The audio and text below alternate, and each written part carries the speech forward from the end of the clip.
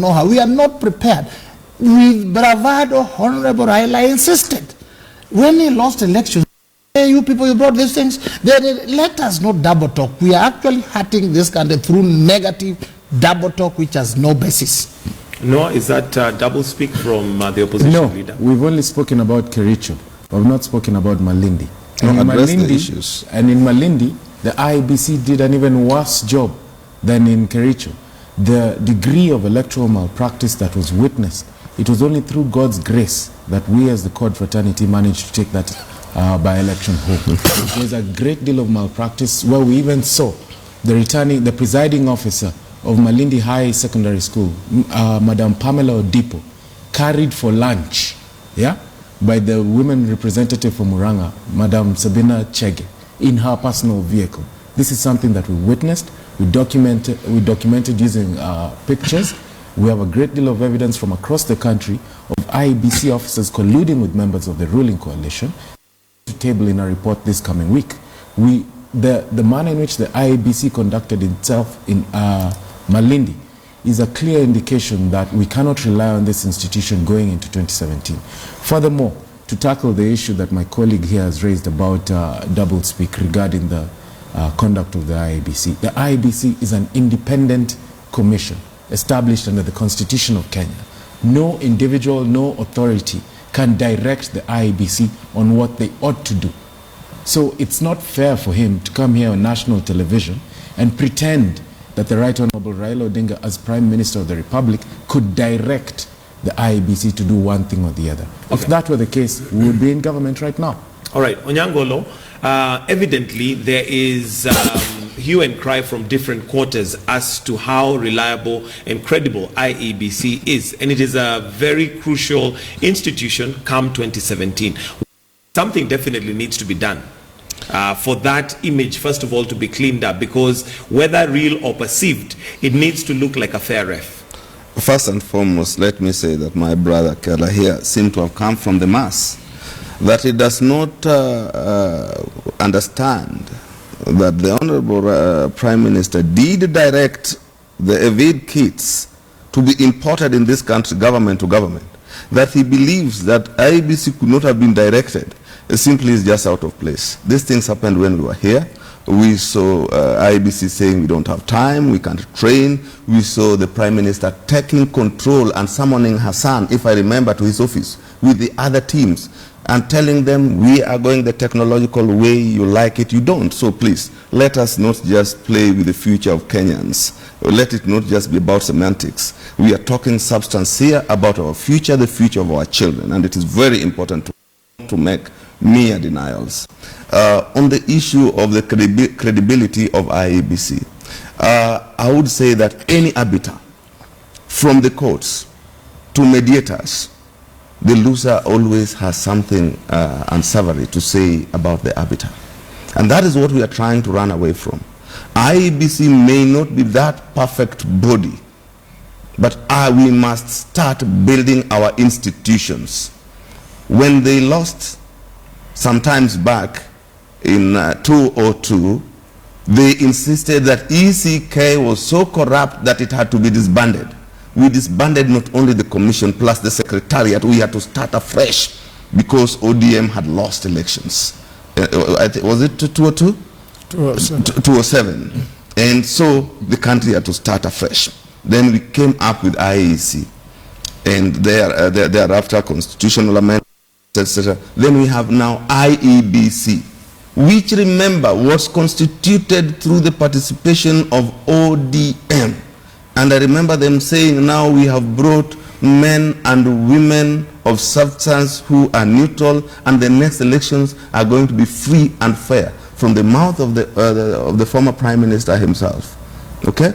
Remember at that time, the National Alliance, the United Republican Party were non-existent. It was ODM and PNU. So these people were appointed, selected, and vetted in Parliament through participation of ODM. And they had confidence. When the elections were done and they lost again, and that's why I call them professional and perennial losers, they insisted again IEBC has to be disbanded. Shall we wait until ODM wins the election for us as a country to start building our institutions? No. We just have to see where there are shortcomings so that we perfect these shortcomings and we start building our institutions going forward. They are saying that the pattern is merging the pattern is truly merging of ODM continuously losing elections. Otherwise, if it is a pattern of rigging, please table it. Bring this formula so that we discuss it, so that we tell IEBC correctly. To be fair, first of all, the issue of KANU and JAP in Kericho is a Jubilee affair. If it were that Ford Kenya and ODM were competing for a senatorial position, these two gentlemen on my left and right would be claiming the death of CORD. Should we be claiming the death of the Jubilee coalition? KANU is part of Jubilee, and KANU is saying that my brother has stolen from me. The question here is on the IEBC, because that's where the let me get back to it. Allow me just to build the thought, because you know, there are people in this country who, if Raila Odinga retired from politics, they would have no job, because they built a career bashing and bringing in the name of Raila Odinga in every little aspect. It is, yes, it is a fact that Raila Odinga, as Prime Minister then, and he was in charge of coordinating government affairs, in conjunction with the President at that time, intervened to ensure that the IBC undertook the necessary structural and technological changes that were necessary to inspire confidence in the next elections. I am so depressed to hear Onyangolo talking about 2002. And we all... 2007. You meant 2007. 2007, I corrected it. Talk about 2007. Yes. And we know 2007, how that was Kiwitu. Yeah. Yes. 2007 was Kiwitu. Yes. Surely, how can someone come on national television and talk about 2007, that 2007, it is ODM that was crying foul? Yet we know the statements, the sentiments that Kiwitu made. We know how many Kenyans died as a result and the reckless manner in which the electoral process was conducted. It did not need ODM to come up and say that this commission is bad. Fast forward to 2012-2013. Look at the appointment process of the IBC. Yes, we have a schedule in the IBC Act that gave the President 2 people in the nominating panel, the Prime Minister 2 people, and 3 people who came from civil society. But loyalty is not static. Today, Weda could be loyal to Jubilee, but tomorrow he could shift his allegiance. So the fact that at that point there was a nomination that was driven by certain factors does not mean that that IBC of that day, and with the integrity that we expected it to have, has remained static. Mike, the issue of electoral malpractice, we commit a blunder when we think it is all about to do with counting of votes. Let's look at the Homa Bay by-election. I am on record as having brought a complaint to the IBC about the conduct of those elections. Because when you look at the role of IBC in the electoral process, it is not just on the day that the ballots are cast and counted. You have to look at issues of bribery. You have to look at issues of electoral violence. I was a victim of electoral violence. I raised a complaint with the IBC, which they dismissed. So yes, I won because it was the will of the people, but I won against a strong wave of bribery, a strong wave of intimidation from Jubilee, which had sponsored some candidates, and acts of omission on the part of IBC. I did not say that the IBC was perfect when it came to Homa Bay. Okay, question. Allow me to correct something. My brother has said that if Raila was not there, some people have built careers on... They would have no jobs. They would have no jobs. I want to make this very clear. If there was no Raila, people like you would not be in the Senate. You are nobody. I want to report to you that in 2007, my opponent, Professor Nyong'o, was Secretary General, ODM. I beat him square. If it was not for Raila, I would have been in Parliament, I would be preparing for the presidency. So, and I can see his end coming. Let me finish. I see him coming, and his end is coming these elections after being defeated. I'll give you an opportunity to do that. In 2017, he's going for the last loss. After losing, most of these politicians in Luland hanging on Raila could wait, some of us are But there coming to the defense of Moses Kajwang, isn't it the people? He's an that elected voted? He's an elected senator. Mike, I think I've got a right of reply. Okay. On one hand, Onyangolo talks of people who lose and never concede defeat. He is one case. This guy has lost perennially. Let him tell us where he won. He's the same guys are saying others lose, they don't accept. And him, he's saying he lost, he won, but it was taken away from him. But let me put it on record, Mike. I would not, and this is something I can say on national television, I would not have been in national politics if my brother had not died. That's a fact. I stepped in to take over and to complete the term of an accomplished senator. Now, it is not Raila does not even have a vote in Homa Bay. You are denying. It is the people of Homa Bay who voted me in. And the people who will not have a career if Raila exits the scene, one of them is Ambrose Weda, sitting next to me. Yeah, I can testify to that because I am from Seme constituency where Mheshimiwa Weda contested, and I did not vote for him. And large number of year are you talking? Residents in 2013 who did not vote for him. About so I don't know why he's pontificating here. 2007, where are you? Seated right next to him is an elected senator of the Republic of Kenya who won elections, who had 120,000 votes. He has the mandate of the people. Neither of these two fine gentlemen here, fortunately or unfortunately, have the mandate of any.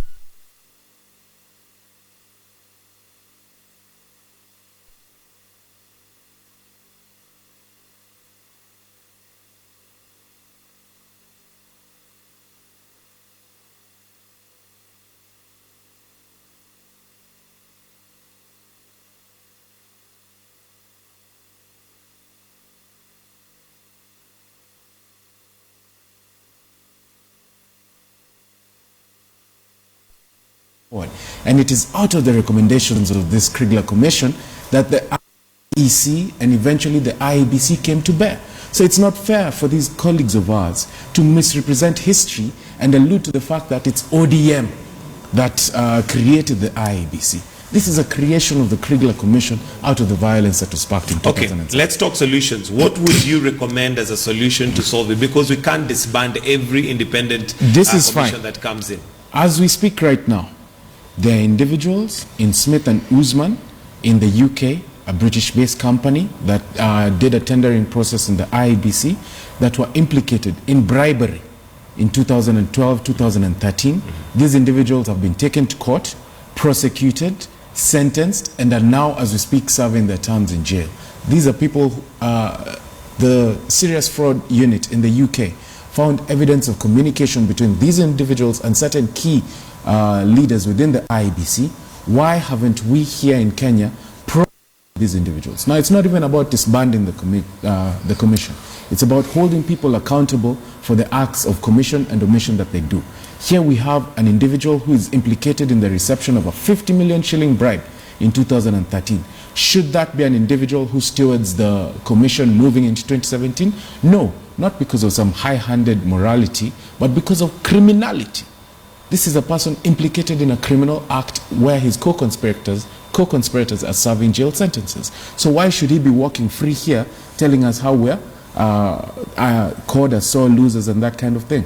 And to further intimate on this issue of the incompetence of the IEBC, at the beginning of the mass voter registration effort, I sat here telling Kenyans, and our coalition leader, the Right Honorable Raila Odinga, told Kenyans as well, that the IEBC's formula in terms of allocation of BVR kits is geared towards registration of square kilometers. It's not geared towards the registration. And as we speak right now, the IEBC has only managed a paltry 23% against its target set. Is that a commission that should be in place? These are people who encompass incompetence and should be really serving their terms at home. All right. And in jails. Okay. Onyangolo? It is simply pitiable when lies will be peddled on the face of a national television with abandon. We all know the case of, in the UK, the Usman case. And we know the appointment in Kenya, and whose name came out in the proceedings in the High Court in the UK. Oyombra did receive money, or allegedly received money, allegedly on behalf of some IEBC officials. Oyombra himself has not come out and said, I gave Commissioner so and so this amount of money. In fact, there is a possibility, Mike, that I could receive money